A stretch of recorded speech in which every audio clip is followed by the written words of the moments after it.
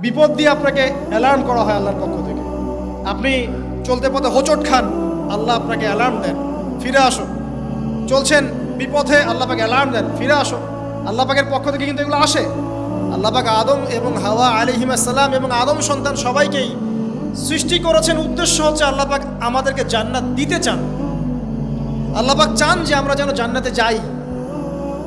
যদি আমরা জান্নাতে যেতে না পারি পরকালে, একটা কারণে যেতে পারবো না, অনলি একটা কারণ, সেটা হলো আমাদের নিজের দোষে। একটা কারণ, যারা জাহান্নামে যাবে মানুষ এবং জিনদের মধ্যে, নিঃসন্দেহে মহাবিশ্বে তারা ছাড়া জাহান্নামে যাওয়ার উপযুক্ত কেউ ছিল না।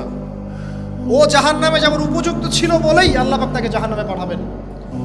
আর যারাই জান্নাতে যাবে প্রত্যেকেই শুধু আমলের বদৌলতে যাবে না, বরং আল্লাহ পাকের রহমতেই যাবে।